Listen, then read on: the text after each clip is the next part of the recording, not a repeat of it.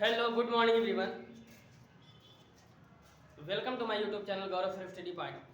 आशा करते हैं कि आप सभी लोग अच्छे होंगे, मस्त होंगे, ज़बरदस्त होंगे और अपनी पढ़ाई को पूरी कर रहे होंगे, है ना। जैसा कि आप लोगों को इम्पॉर्टेंट नोटिस में बता दिया गया था कि हिंदी व्याकरण और इंग्लिश ग्रामर की क्लास जो है शुरू होने वाली है ना। तो हिंदी व्याकरण की क्लास तो हो चुकी है, लगभग कुछ टेक्निकल इश्यू के कारण जो है थोड़ा सा वो हो गया है, ठीक है, और व्यंजन वगैरह उसमें नहीं हो पाया, तो आगे नेक्स्ट पार्ट में जो है इसको पढ़ा दिया जाएगा, ठीक है।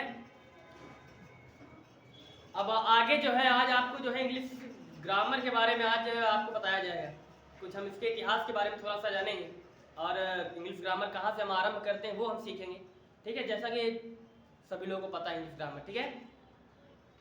सामने लिखा हुआ है कि just as the sun itself spreads light success achieved only through tireless efforts.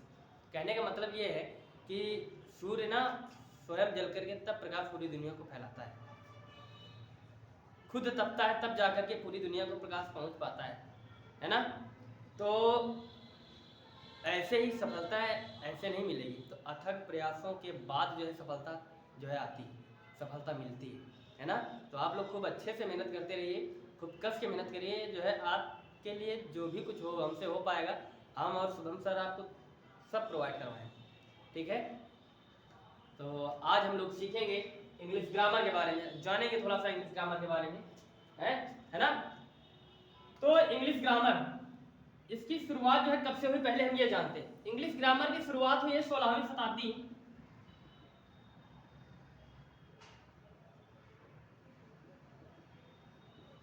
है ना।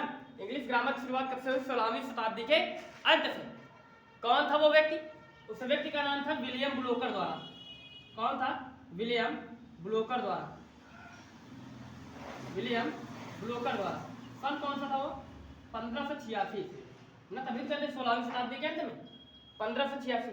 अच्छा, इनसे भी पहले एक व्यक्ति थे, उनका क्या नाम है? उनका नाम है जॉन हॉल्ट। ये सब जो है ग्रामरिस्ट हैं, ये सब जॉन हॉल्ट, है ना। ये 1551 समझिए। और पहले पता है इंग्लिश ग्रामर जो है ये सब जो पहले लैटिन भाषा पे आधारित था, इसमें इसके थ्रू जितने भी कार्य होते थे सब लैटिन भाषा के आधार पर भी होते थे, है ना, ठीक है। तो इतिहास के बारे में थोड़ा सा यही है, बाकी है तो बहुत कुछ वो आपको बताएंगे, जो आपके लिए इंपॉर्टेंट है वो हम आपको बता रहे हैं, ठीक है। पूछा जाता है कि इंग्लिश ग्रामर की शुरुआत कब से हुई है, तो 16वीं शताब्दी के अंत से। बाकी आप लोग आगे देखिए, है ना। कितना नोट हो गया? आगे देखिए। जैसा कि सभी लोग जानते हो कि हमको अगर कोई भी लैंग्वेज सीखनी है ना, तो उसका हम ग्रामर पार्ट करते हैं, है ना, उसका हम व्याकरण उठाते हैं। जैसे हिंदी अगर हमको सीखनी तो हम क्या करते हैं? हिंदी व्याकरण जो है आरंभ करते हैं पढ़ने के लिए, ठीक। तो उसी प्रकार हमको अगर इंग्लिश ग्रामर सीखना है तो इंग्लिश ग्रामर के तहत जो कुछ भी है, जैसे वर्ड हो गया, सेंटेंस हो गया, है ना, लेटर्स हो गए, ये सब हम पढ़ेंगे इंग्लिश ग्रामर, है ना। तो देखो इंग्लिश ग्रामर, पहले तो जानो कि इंग्लिश ग्रामर है क्या। इंग्लिश ग्रामर क्या है पहले ये हम जानते हैं। तो इंग्लिश ग्रामर क्या है कि the method that teaches us correct reading writing and speaking of our language is called grammar. Grammar क्या है कि वह विधि जिसके द्वारा हम किसी भी भाषा का सही से लिखना, है ना, सही से पढ़ना, सही से समझना जान पाते हैं, वह विधि क्या कहलाती है? वही विधि कहलाती है ग्रामर, व्याकरण कहलाती है। समझ गए? जैसे देखो बताया तुमको ग्रामर सीखने के लिए सबसे जैसे व्याकरण है, व्याकरण सीखने के लिए हम सबसे पहले क्या करते हैं? वर्ण उठाते हैं, है ना। तो इंग्लिश में ऐसे क्या करते हैं? सबसे पहले लेटर्स के बारे में पढ़ेंगे, ठीक, लेटर्स के बाद वर्ड के बारे में पढ़ेंगे, ठीक, फिर सेंटेंस के बारे में पढ़ेंगे, ठीक है। तो सबसे पहले हम जानते हैं यार लेटर्स के बारे में। जैसे तुमको पता है कि लेटर्स कितने होते हैं? कितने होते हैं? कितने होते हैं? There are 26 letters in English alphabet, है ना। जैसे ए टू लेकर के ए से जेड तक, ए से जेड तक सबको पता है, A B C D E F G H I J K L M N O P Q are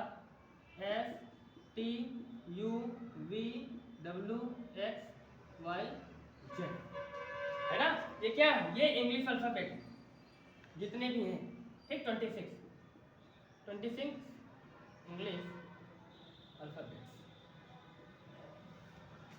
समझ गए। तो सबसे पहले तुम्हारा लेटर्स हो गया। लेटर्स होते कितने प्रकार के हैं, कितने प्रकार से हम लेटर्स को लिख सकते हैं, है ना। तो 4 प्रकारों से, कितने प्रकारों से, 4 प्रकार से। जैसे कौन कौन से हो गए, बताओ बताओ भाई।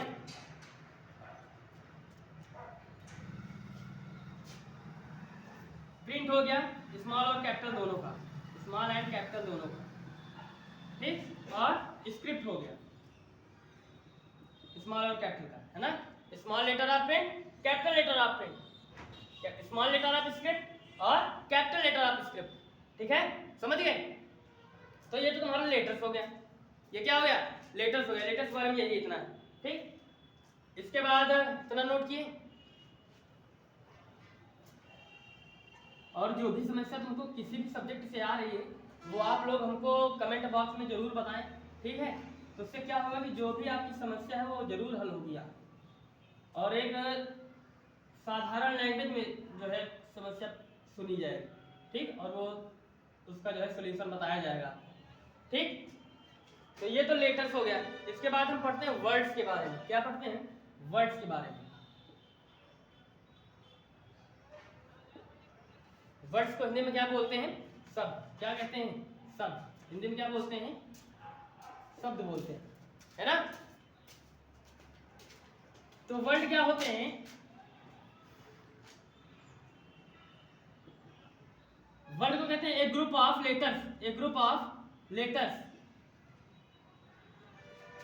आज जो है हमारे सुमन सर हमको पढ़ाने नहीं दे रहे, थोड़ा सा मस्ती कर रहे हैं, है ना। बाकी कोई समस्या नहीं, वो भी बड़े हंसमुख हैं, ठीक है, कोई चिंता नहीं, आप आगे पढ़ते रहो, ठीक। अ ग्रुप ऑफ लेटर्स। आइए आपको मिलाते हैं सुमन सर से, आइए इधर आइए, आप आइए तो आगे आप जो है कुछ बताइए बच्चों को हमारे। अच्छे से पढ़िए। आप लोगों के लिए इंग्लिश ग्रामर की क्लास स्टार्ट की गई है। बाकी सर अच्छा पढ़ा रहे हैं, अच्छा पढ़ाएंगे। और जितनी भी समस्या अभी आप सर ने बताया कि आप लोगों को जितनी भी समस्याएं हैं आप अपनी समस्याएं कमेंट बॉक्स में बताइए, उनका समाधान बिल्कुल किया जाएगा। बाकी आप लोग पढ़ते रहिए, हंसते रहिए। आज मस्ती बहुत कर रहे हैं ठीक है। देखो वर्ड क्या होता है, वर्ड होता है a group of letters which has a full meaning. A group of letters which has a full meaning, है ना। A group of letters which has a full meaning